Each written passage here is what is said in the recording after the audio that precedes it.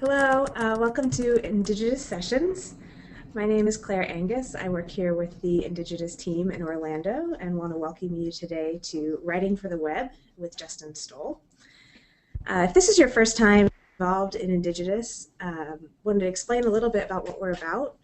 Indigitous is a community for people who want to use the digital communications that we have available to help reach people for Christ and to build God's kingdom. We actually have over 75 people joining us today, so welcome, especially if this is your first one of Indigitous sessions, and we hope that you enjoy your time. Before we get started, I wanted to share just a couple housekeeping details that might be helpful. One is that we're going to be recording this session and making the slide share available, so don't worry too much about taking notes. We will have those available to look at after the fact. And the second one is that you should see a chat window on your screen, and that's a way that you can ask any questions that you might have, any clarifications. We will have some time at the end of the session for some Q&A, so make sure that as Justin shares, if things pop up that you want to find out more about, just let us know and we can get to as many of those as we can after he's finished presenting. So Justin serves as the brand manager for Crew and has a lot to share with us. So with no further ado, I'll turn it over to Justin and let him share from his expertise. Thanks, Claire. Hey, everybody, logging in from all over the world. You will have to let me know in the chat, or Claire will have to let me know if all of a sudden I go at a kind of a funky angle and you can't see me in the camera anymore, because I'm actually not able to see myself in the camera, so if I start to shift or anything, just let me know. Yeah, like Claire said, I'm the brand manager for Crew, and within that role, I also handle all digital external communications. And so under that is the primary website for Crew, which is crew.org, and also the social media channels for Crew, which you can follow, Crew Tweets, Crew Global on Facebook. So what I've tried to do today is cram about 4 different sessions into one 30-minute session. So let's go ahead and get started. Like Claire said, all of the slides are going to be available to you guys later on, so don't try to take notes frantically. I'm going to try to talk really quickly and just cover as much as we possibly can because I'd really like to have some time for Q&A at the end. So here we go. Writing for the web. Let me see here. So today we are going to go over usability, digital content best practices, shareability, creating shareable content, and then talk a little bit about your audience, how you can know your audience. So the first part, understanding content on the web. Don't freak out about this part. For probably most of you who are on this call, once I start to talk about usability, these are not necessarily things that you can control on your own. Typically you're working with some sort of a web team on these. These are just things that you need to be aware of so that you can basically fight for what's best for your end user and for your audience. And so a little bit on usability. Usability is the ease of use of a website. Some broad goals of usability are the presentation of information and choices in a clear and concise way, a lack of ambiguity, and the placement of important items in appropriate areas. So the way that I would summarize this is when someone comes to your website and they're looking to accomplish a task, whatever that task is, how easily can they accomplish that task? How easily can they find the information that they're looking for? How much frustration do they experience with things distracting them on your website along the way, things not working the way that they're supposed to? These are the basic principles of usability. I'm going to fly through these, but if usability kind of triggers something in your brain and you want to learn more about it, I would highly recommend Nielsen Norman Group. They are the foremost experts on usability. You could go to weeks and weeks of training, I went to one a few years back, and it was really, really helpful. That's Nielsen Norman Group if you're interested in more. So the first thing, this is what you're seeing here is an eye tracking heat map. And so basically what they're able to do is they're able to follow users' eyes when they come to a typical website. And so what you're seeing is the redder the spot is, obviously, the more time someone is spending there, the bluer the spot is, the less time someone is spending there. And so what they've determined on a typical website is that we have been trained to have kind of an F-shaped reading pattern. And so you're seeing, you come to a typical web page, you're going to view the top first, you're going to scroll down with your eyes a little bit, you're going to follow out any little headlines or images that come along the way, and then you're going to trail off as you go down. So basically what's happening is that people are scanning a typical web page. Why is this important to know? This is important to know because it tells us how we should create our content, how we should lay out our content on a web page. So the first thing is that the headline and image are vitally important. When you're looking at this eye tracking map, you figure if your headline and your image are at the very, very top, these are obviously going to be the first things that people spend time on when they're looking at your page. And basically what they're doing is there's this subconscious thing going on where they're deciding, is your content worth my time? And the headline and the image are going to be the first things that they see where their eyeballs are trained to go on a web page. So the headline and the image are vitally important. The first two sentences, especially the first two words, matter most. Once again, everyone is trying to decide, is this going to be worth the 3 or 4 minutes that it takes me to read this article? And so unlike print publication, you really can't play coy in your first few sentences. You have got to kind of come out and just grab their attention right from the start. And then another thing is subheadings and pull quotes can keep them on the page because as we've seen, they're scanning as they go down, and so they want to be told what can they expect. And then with mobile, the heat tracking thing is almost totally different because you figure on a small screen, they're just going to be looking at what comes up first, and then they'll probably give you one good swipe to see if it's worth it. If the information there is not worth it, they're going on someplace else. This is also important, and this is a little bit scary for us content creators, but users on average only read 20% of text on a page. The average person now has the attention span of 9 seconds, which is less than a goldfish. And so when you are presenting your content online, you have to present it in such a way to where something is going to catch their eye and make them want more. And so this was an example that Mashable did. Version 1 on the left is just a typical article, the way that you would probably write it in print. And then on the right, all they did was add a few subheadings to try to get people to move down. And so basically, if you're thinking about which of the two of these you're going to read, you're going to want to look at the version 2 one because you're going to look at this and you're going to say, you're going to get some sort of an idea of what you're going to get when you continue to read. You may choose to only read certain sections of it. You may choose to jump down. You may say, I don't need the overview. But you have a chance of keeping them on the page because you're giving them an idea of what they're going to get. This one, you will probably be in an epic struggle with your web team for the rest of eternity on this one. Don't crowd your content. Cutting half the words on a page increases usability by 58%. So look on the left-hand side. This is probably very, very typical of what you've seen, especially on news sites. You go there and you're almost confused as to where am I supposed to start reading, and there's just too much going on. And then you look at some of the better blog sites like the one on the right, and your content is the star. And the reason for this is, like I said, attention span is so short that if you keep people in this this kind of transitional mindset where they're seeing things, they're scanning through information, they're not going to want to stop on your content. But if you present your content as the star, like you see on the right side example, then people are going to be a lot more interested. They're going to look. You see they've even pulled out the first 2 sentences in a bigger font on that side, so you can see kind of the initial draw to get you into the content. And the general question is this, is what can you do in 9 seconds or less to grab someone's attention? This is about all that you have, and so the days of kind of the long, slow build-up are a little bit gone on the web because you've got to present some of your best stuff up front. So you're creating content. You want to know what are some of the best practices for creating content for the web. These are, like I said, best practices. There are always exceptions to the rules. There are always websites that come out with something different, with longer content, different content. But these are kind of just if you should default to these as best practices for your content. So first, let's get into length.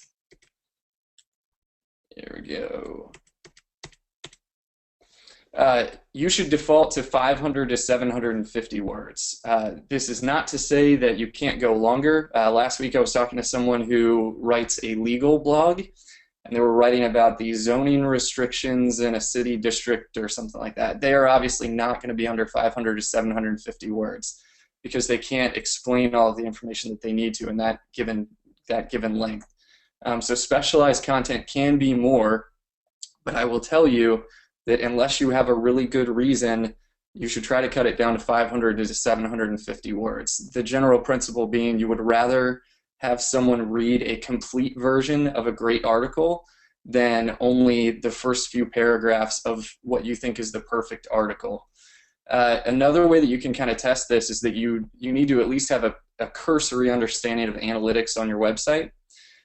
Users can read about 200 words per minute on average. And so if you use this in your analytics, your page stats, how long people are spending on each page, then you'll be able to tell if people are reading your whole article or not. So if your typical article is 1,200 words and the time that they're spending on the page is, let's say, 3 minutes, you're knowing that probably only half of the people are actually, people are probably only reading half of the article. And so you know that you need to cut down on your article, do something to increase usability, but these are things that you need to pay attention to in terms of length. Another thing too is breaking paragraphs into shorter sentences. On the web, you want to use shorter paragraphs because people will feel like they're making more progress down the page. You kind of think, okay, I've finished a paragraph like you used to do in a book. You finish a paragraph and now you think, okay, I'm going to move down to the next one. That sense of accomplishment actually does a lot for the psychology of keeping people on your web page. So what can you do with long articles? We have this question a lot because a lot of the content that we pull from is significantly longer than that 500 to 750 word length. And so these three are an example of how we had one really long piece of content and we broke it up into a series of articles that built off of each other. And we found that the second and the third one did even better because people were excited about the series.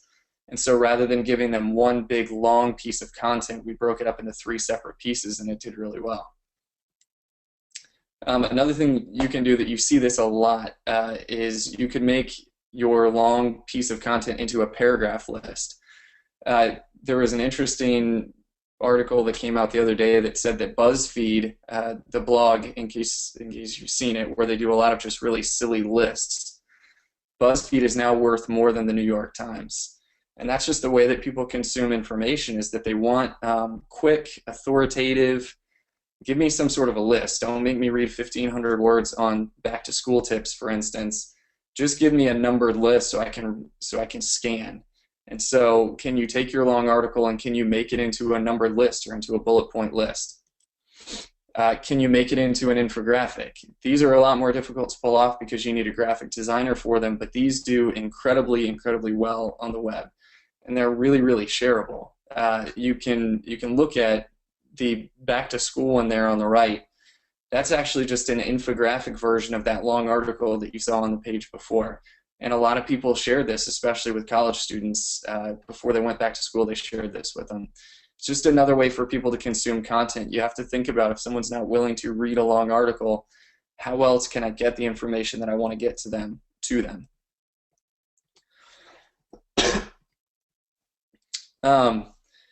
Another thing to think about with long articles is there's different content for different platforms.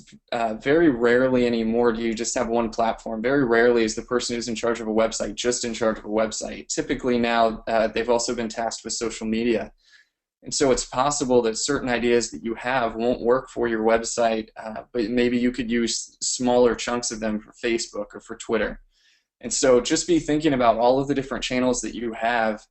Even if you just have an incomplete story idea, or even if you just have a quote, well, you can't necessarily turn a quote into an article very easily, but you can just tweet that quote out on Twitter. So be thinking about all of the different platforms that you have.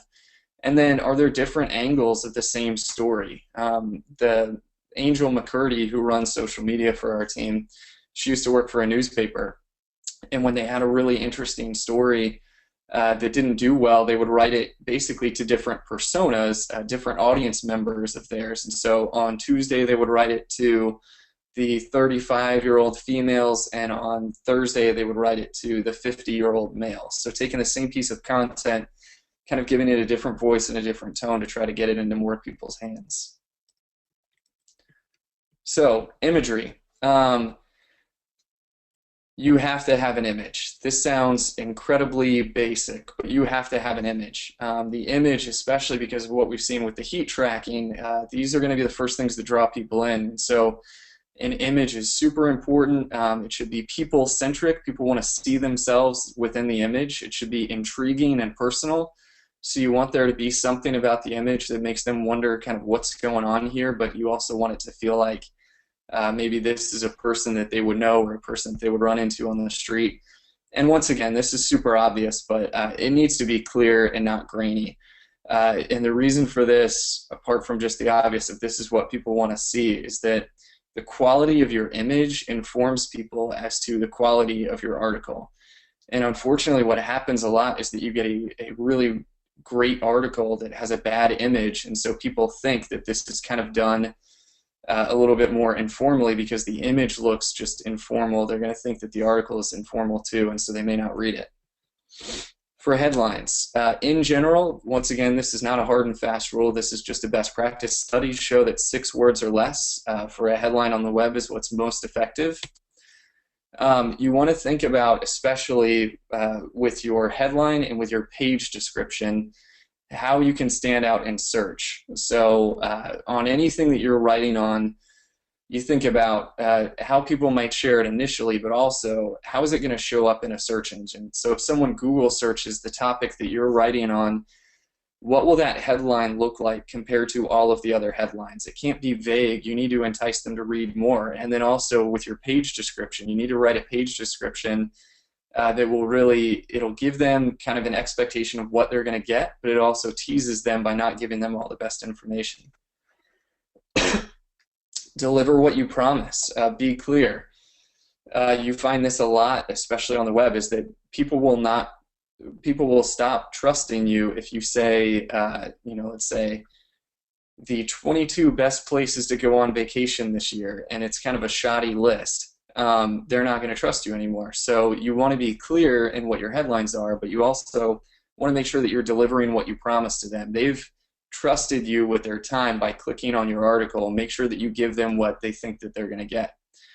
Numeric lists work really well, so you can say the 10 best, the 10 best Bible study methods to try, for instance. You can't overuse it, but like I said, if you go look at BuzzFeed, this is basically what their entire website exists off of, is numbered lists. And BuzzFeed now is worth more than New York Times. So you can use numeric lists. The reason why people like numeric lists is because they know that they're going to get a concise piece of information that won't take them very much time to consume. And also, you're showing them that you're authoritative in a certain field. And so what are the areas that you can be authoritative in to where you can present the best list, the best curated ideas? There you go. And then you can use teasing titles, but not as much as you can use in print. A perfect example of this would be an article that did really, really well in Cruise Magazine Worldwide Challenge was one called The Mountain Farmer.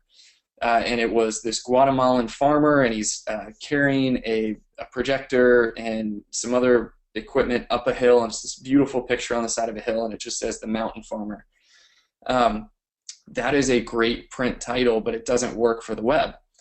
On the web, you need to basically give people an expectation of what they're going to get so that they know whether or not they want to stop and read this right now. And so you need to be, you can be a little bit coy, but you really need to be clear with what they're going to get. Just some other best practices. Like I said, use bulleted lists where you can, because it can break up long paragraphs. Rather than writing a whole paragraph describing something, can you turn it into one sentence on a bulleted list? Use pull quotes with intriguing words. If you don't know what pull quotes are, just making larger and highlighting a best sentence from your article. So you say, what is the best thing from this article that someone would really want to, would really suck someone in on this article? and then pulling that out to where when people are scanning, they can see it in bigger, bolder font, a great quote from your article. End with a call to action. These people, you know, they've come to your article, they've read it from top to bottom. Now what do you want them to do? What's the ROI for this person reading this article? I'm excited, now tell me what to do. Use additional videos and images when possible. Your writers and you as the content creators are now an entire media department. And so when you go out to collect a story, when you call someone, ask them if it's okay and then record that call. And then can you use that audio somewhere? When you go out to do a campus event, can you take pictures on that campus? Can you do short videos on that campus? Basically be thinking about when you're collecting stories, it's so difficult to collect good stories. Make sure that you're getting all of the assets possible for those stories. Collect every piece of media that you possibly can, because you don't know where you may be able to use that later. Don't have any dead ends. So I get to the bottom of an article. I enjoyed this article. What other articles might I enjoy? Suggest other relevant content for me. And then social media has to be part of the process from the start. A lot of times what happens is that you'll create content, and then after the fact you kind of think about, all right, how can I use social media to get people to read the content? You need to be thinking about how this would be shareable on social media from the very, very start, even the inception of the idea. The reason for that is because of this problem of content overload. Eric Schmidt quoted, this is a quote from Eric Schmidt, more content is being created in 48 hours than was produced from the beginning of time until 2003.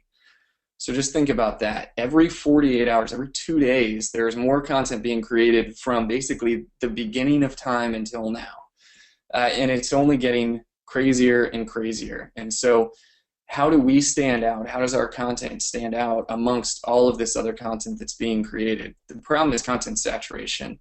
And it used to be that if you just created new content, then that was enough. But now it can't just be, you know, let me just create a new article and throw it up on the blog and that'll be fine. We need to create engaging content because it has to stand out amongst all of this other content being created. And I would say the key to digital content is shareability. On this slide, you see a picture of newsboys from the late 1800s in the U.S. You would have, you know, Pulitzer and Hearst and all these guys. They would create these great stories, and the writers would create these great stories, but they weren't the ones selling the newspaper. The newsboys would go out into the streets, and they would be yelling out the headlines to people to try to get them to buy papers. Your audience and social media are basically the modern day newsboys for your content. You're not the one who can control everywhere that your content goes these days. You need your audience to get excited about your content so that they will share it. And the key driver of success for your content these days is whether or not people will share it. So how do we make content shareable? I'm going to try to fly through this really quick. The New York Times did a study on social media users on why they share things. And so they did this study by doing focus groups, by doing interviews, by immersion, and by taking people off of social media for weeks at a time. And this is what they came up with on why users share.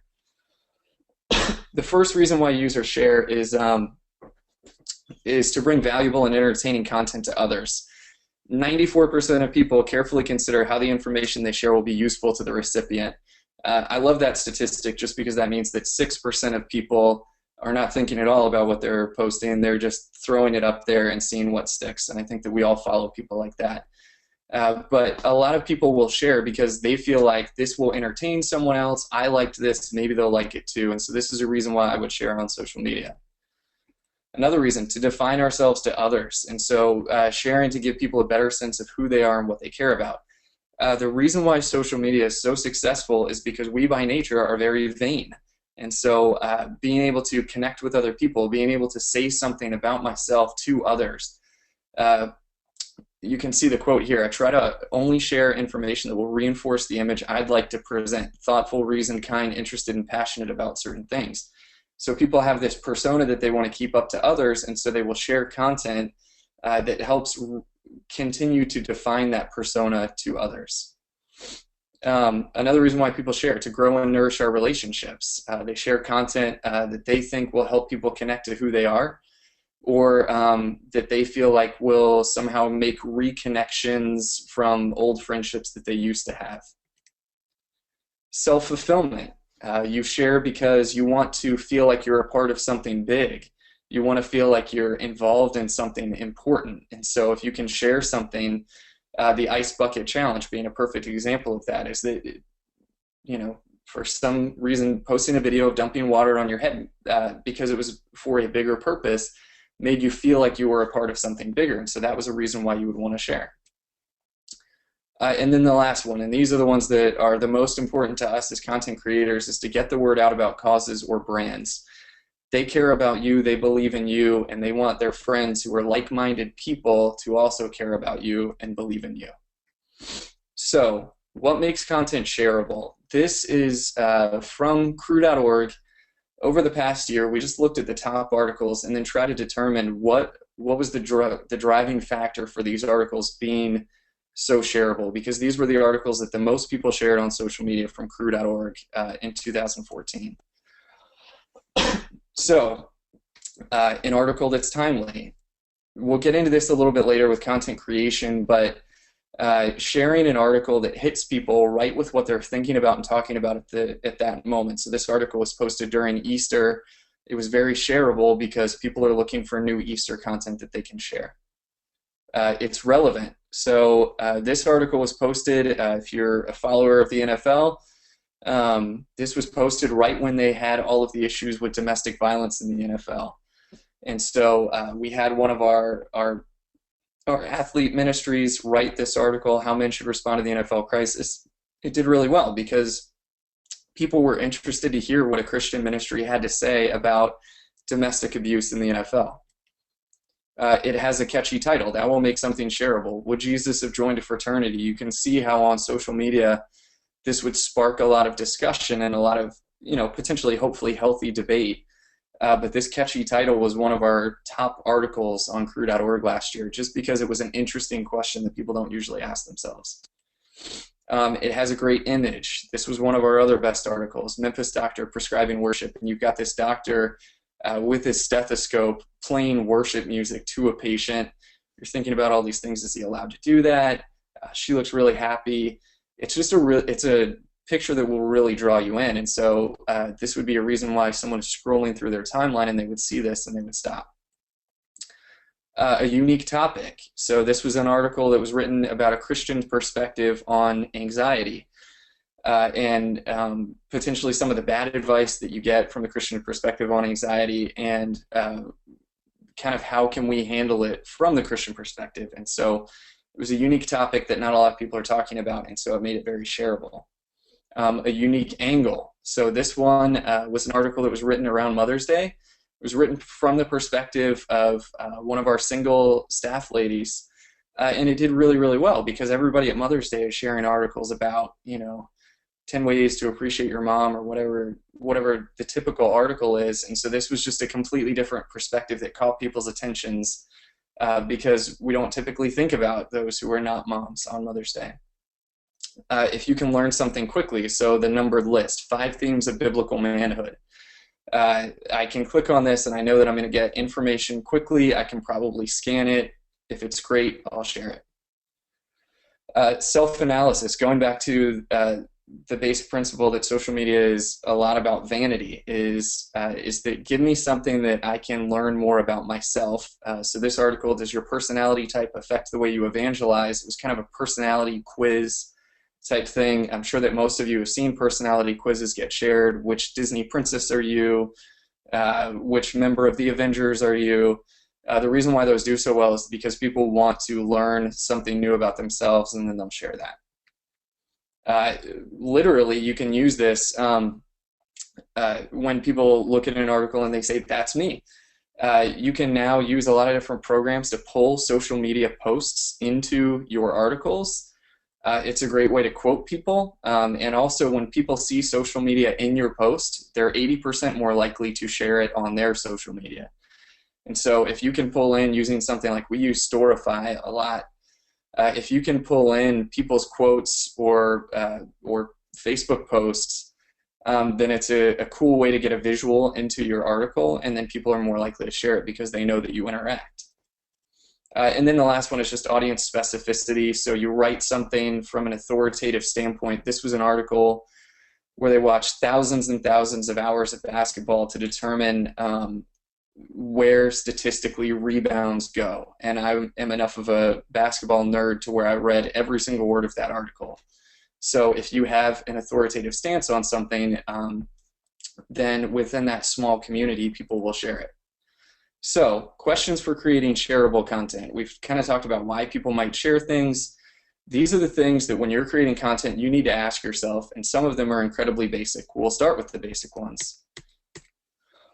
The first question, and this is what we ask with every single article that we're putting up on crew.org, is would I read this? Would I share this? This does not necessarily mean that you are the target demographic for your content. I actually, based on the analytics of who comes to the site, I'm not in the target demographic of the people who read crew.org, or at least not the primary target demographic. But you can start to see what they like, and you need to start thinking like your audience. Would I read this? Would I share this? A lot of this has to do with, is this a good content idea or not? But frequently, it can be a good content idea, and all you need is you need a new headline or you need a new image. And the basic question is, would I click on this? And so we brainstorm headline ideas and say, would I click on this headline? Would I click on this headline? Just trying to think about what would get people to stop in their really busy digital tracks to click on your article. Another question, how does this add value for our audience? They're busy. They're going to stop. They're going to give you 3 to 4 minutes of their time. Are they entertained afterwards? Are they better educated? Do they know how to do something that they didn't know how to do before? Are they encouraged? Did they get some sort of a new idea? How will this help or entertain them? And then just thinking about, we've now asked, would I read this? Would I share this? Why will they share it? Or on content that didn't do as well as you were hoping that it would do, go back and say, is there a way that I could have done this different to where maybe people would share it? Why do I think that people didn't share it? Another question asked for creating shareable content is, what is the unique perspective that you have that no one else out there has? What's the unique idea or thought or viewpoint that you can give that people aren't seeing elsewhere? And like I said, is this content useful? And a big question that you can always kind of filter when you're just stuck on ideas and you don't really know what to write next is, what keeps your readers up at night and how can you help? So a little bit more on creating shareable content. You need to be thinking about social media. Like I said from the very start, social media can and should be the biggest driver of your views to content. You need to think about optimizing for each social platform. It drives people crazy when they're a big fan of yours, and so they follow you on Facebook and they follow you on Twitter and they follow you on Pinterest, and then they follow your website, and you give them the exact same thing on every single platform. Twitter works best for quotes, so pull a quote from your story and put it on Twitter and then link to the article. Facebook works great with videos and images, so is there a video or an image that you can pull from your story and then link to the article? Pinterest works great with infographics and things like that. Is there an infographic that you can put on Pinterest that would drive people to that article? Once again, using all of the media assets that you're trying to collect while you're putting together stories. Reward your biggest fans with unique angles. Don't post the same thing to all of the different platforms. Post different things to different platforms. Also be thinking about snackable content. People consume things in really bite-sized chunks now. You think about the most popular social platforms, Twitter, Instagram, especially, you've got a limit on characters. You can't even write that many words on there, and so you maybe get one image and then a few characters, and so people are getting used to consuming their news and consuming their media in really snack-sized content, in really snack-sized pieces. And so are there bits of your content you can put out there kind of in snack-sized pieces so that they'll share it? And then what can they share that would touch on those motivations that came from the New York Times study group What different things could they share that would hit on some of those motivations that they feel like they're a part of something bigger, that it defines who they are to others?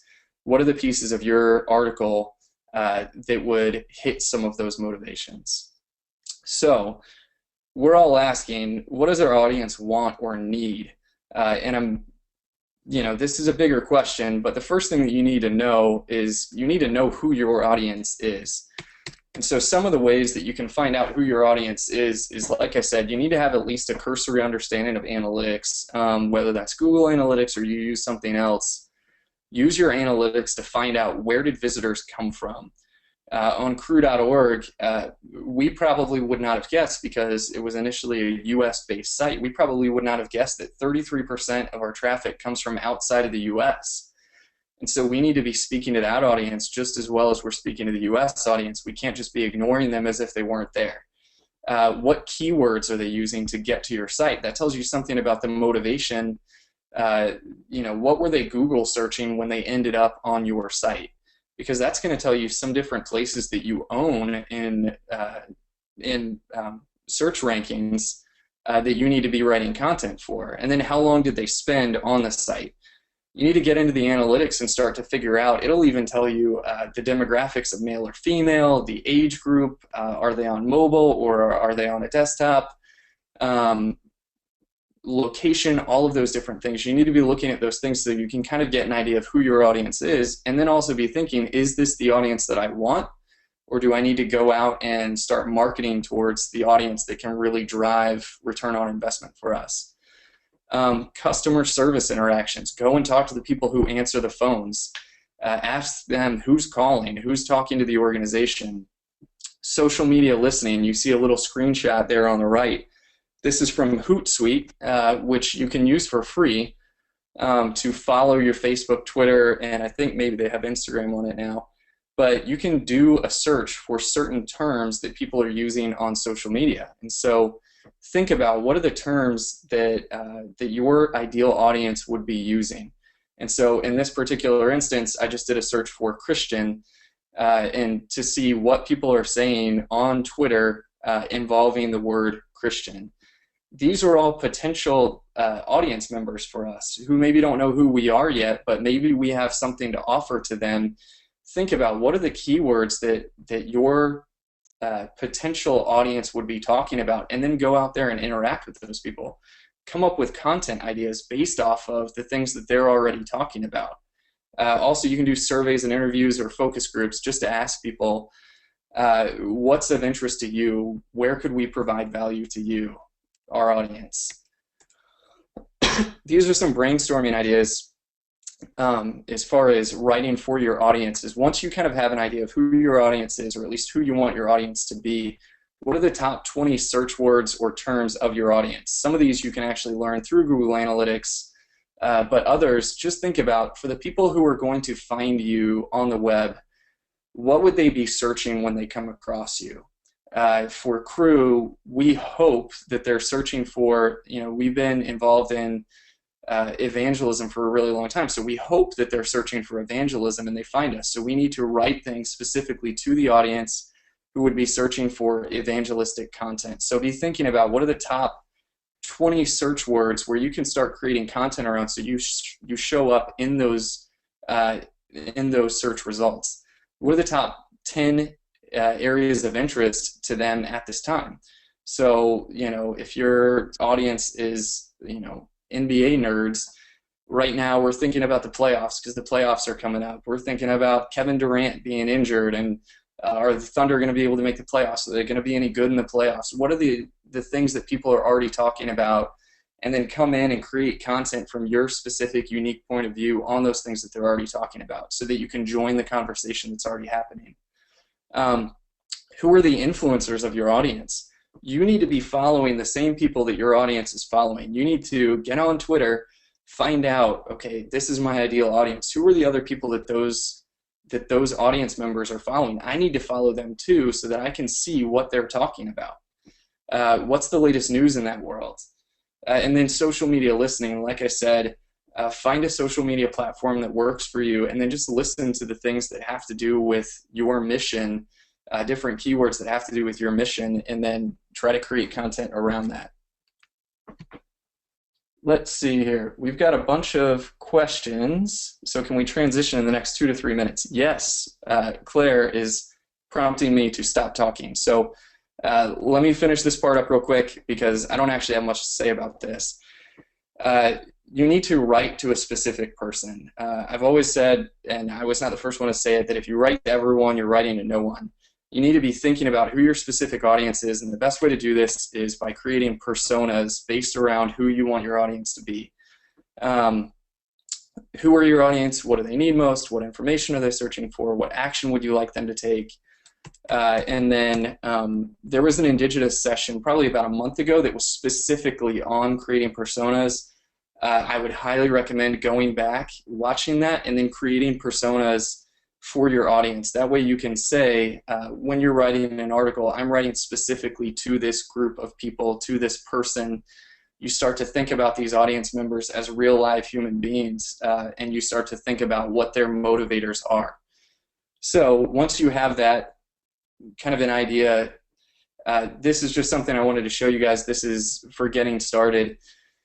Is brainstorm all of the places that you could get content from. And I'm not talking about complete articles, I'm talking about even just quotes or ideas of things. So write down all of the places that you could get content from, and then all of the places that you can send your content out to, because it's not just your website. There are all of these other places, your social media, your staff members, your prayer letters, whatever it is. Think about everywhere that you could get content from and everywhere that you could send content to, and then get organized. This came from HubSpot. This is just an example of a content calendar, and on here you can see they write down the topic, the title, the content, and the details, what keywords people would be searching for. They actually write down which personas they're writing it to, and then what the call to action would be that you want. When this person reads this article, what do I want them to do next? So that is as fast as I can possibly talk through those 50 slides. If you all want to transition away from me being the presenter, then we can see what's next. Awesome. Well, thanks, Justin. That was a ton of information and really, really helpful. A little bit like drinking from a fire hydrant for me, and I'm sure bringing up many more questions, some of which you guys have already been asking, which is great. If you have other questions, feel free to add them as well as we start. But we'll just go tackle some of these questions that you guys have. First one is, Justin, when you talked about the average attention span being 9 seconds, that seems really short. I'm wondering if you could explain a little bit more about kind of where that kind of understanding of comes from, and explain a little bit more about that. Yeah, I should have cited my sources on there. I will have to go back and check the sources. It actually came from, I was at Adobe Summit in Salt Lake City last week, and they were talking about attention spans, and it was a very scientific survey that I did not write down in my notes who it came from, but the general principle is that we are being bombarded with messages all the time, and so the more messages you see, the shorter your attention span for those messages. And so we're used to reading, I don't even get the newspaper anymore or go to news sites. I just follow news agencies on Twitter, and they tell me everything I need to know in 140 characters or less. And so I can read 140 characters in 9 seconds or less. And so Vine videos are 6 seconds, Instagram videos are 15 seconds or less. So it's just, we don't even sit through commercials on TV anymore. So everything that we get in terms of media is very, very short. And so we expect everything to be very, very short. Yeah, that makes sense. Are you still seeing my screen, by the way? I don't know if... Yep. Okay. So next question, you gave the example as the mountain farmer title that worked well for print, but maybe not so much for the web. If you were writing that, how might you change that title to be something that's more web friendly? Yeah, I'm trying to remember the article. Um, I mean, the questions that I would ask myself would be, what is the most unique part of this article that I haven't seen somewhere else? Um, and so, if I recall, the most unique part of that article was that this guy got his own equipment to carry the Jesus film to rural towns. And then he would just carry it there and do the showings by himself. And so, to me, like the most unique, interesting part of that would be something to the effect of you've got this one man team who's kind of, he's trying to evangelize all of Guatemala by himself. I mean, it's not like he's trying to do it by himself, but to me, that would be the most unique angle. And so I would try to brainstorm something around that is what's the most unique angle of this story? And to me, the most unique angle was just the fact that he did this on his own and he was, walking miles and miles at a time to take the Jesus film to different towns. And so I would brainstorm somewhere along that angle because to me, that's really motivating. Great. Got two questions here about some of you talked a little bit about infographics and then also about Storify as some tools that can help you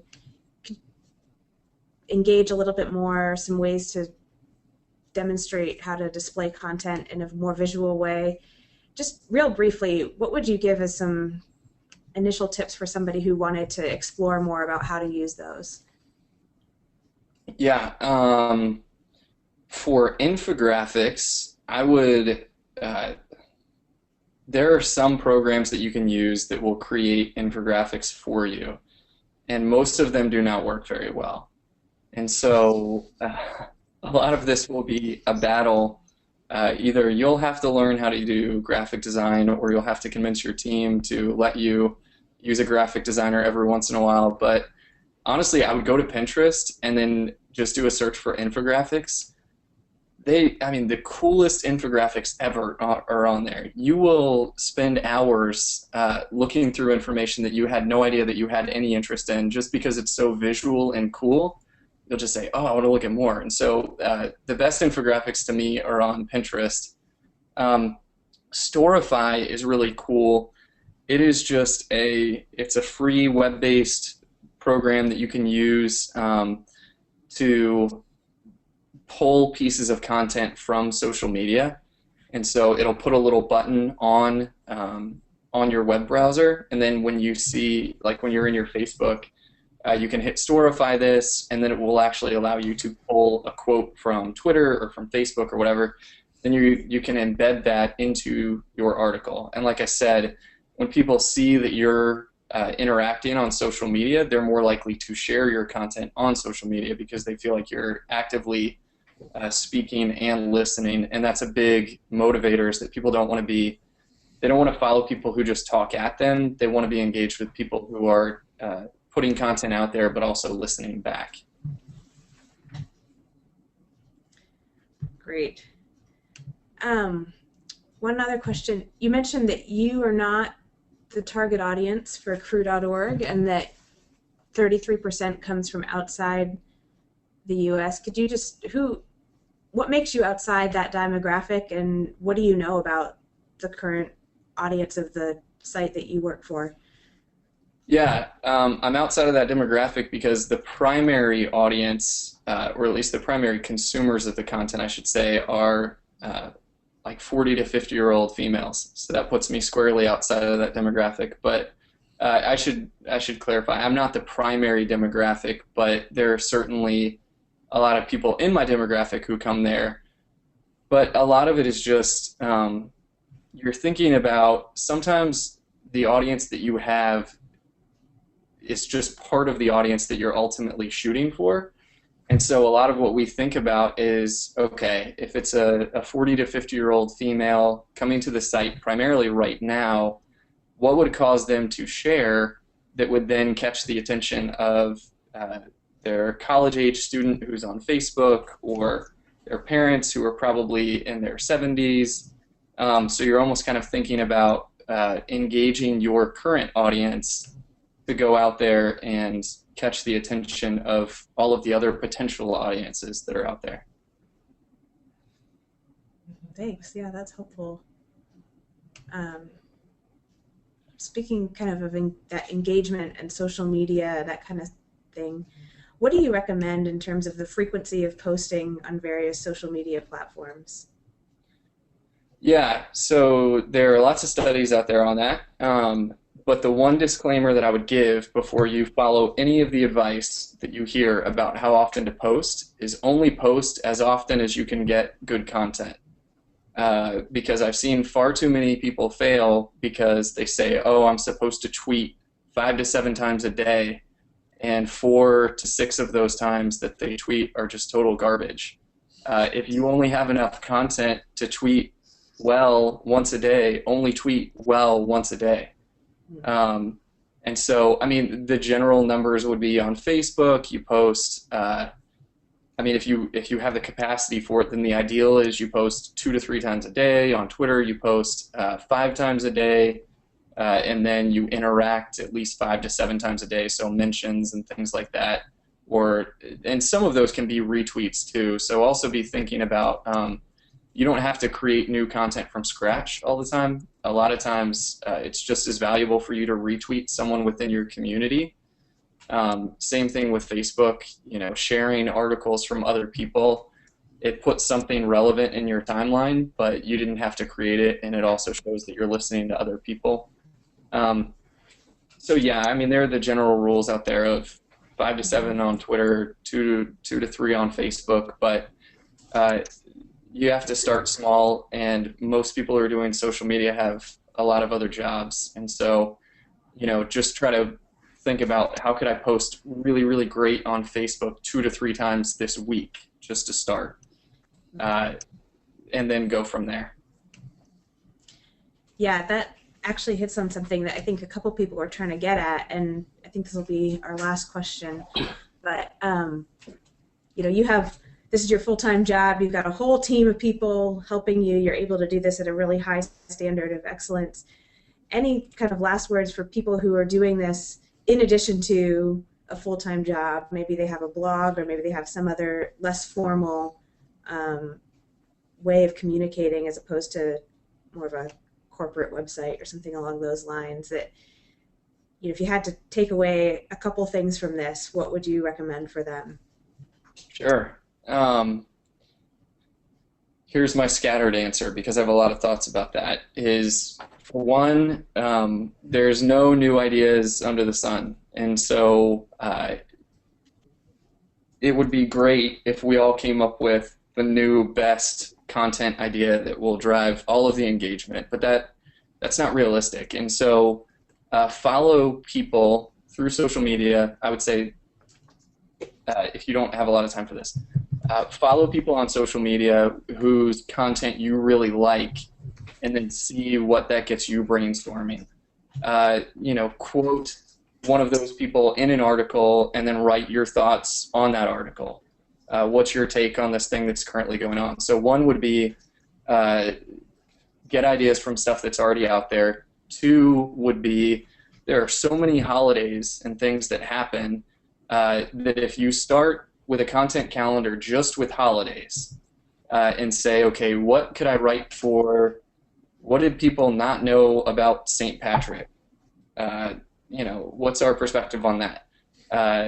So just start with the things that are already obviously there, especially with your audience. If you have college students as an audience, well, they've got back to school, they've got spring break, they've got college football season, they've got all these different things. So just write down what are all of the events in your audience's life, and then use that as the beginning of a brainstorm. Don't just sit down and say, what am I going to write that's going to engage these people today?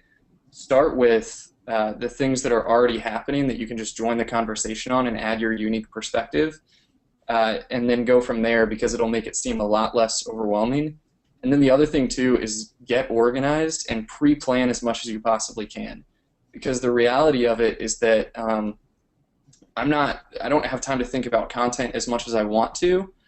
And so for us, being able to pre-schedule a lot of our tweets, for instance, if you had to go in there and at 12 o'clock and 7 p.m. you had to come up with a new tweet off the top of your head, that's going to take a lot of time.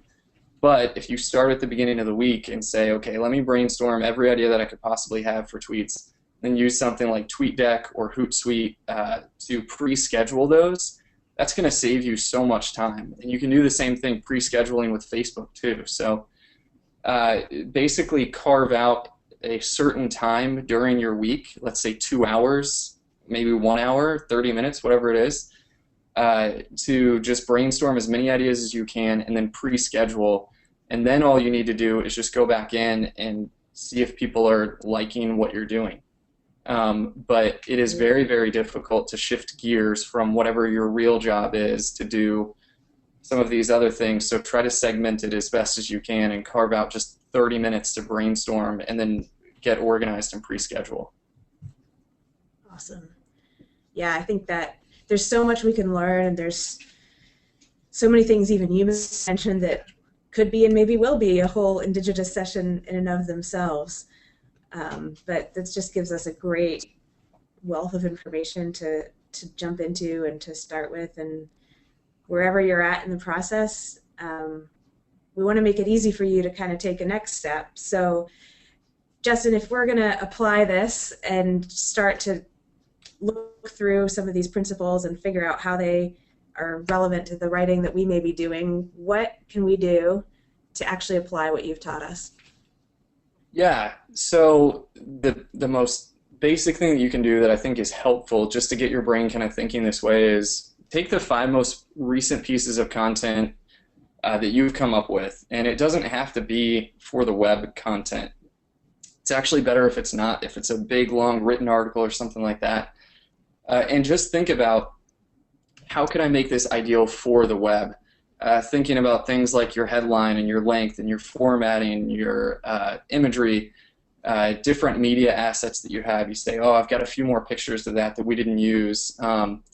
Just thinking about all of the different ways that you could position it, and then think about how would I promote this on Twitter? How would I promote this on Facebook?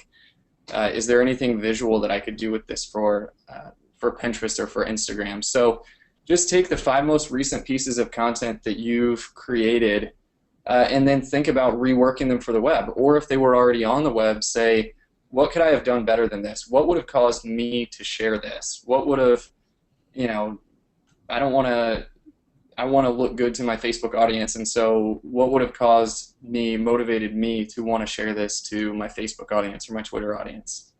And just start to get your brain thinking about that so that you start to incorporate those things into the creation process as opposed to trying to modify things after the fact. You want to begin to think about how these things would be a part of your content creation process.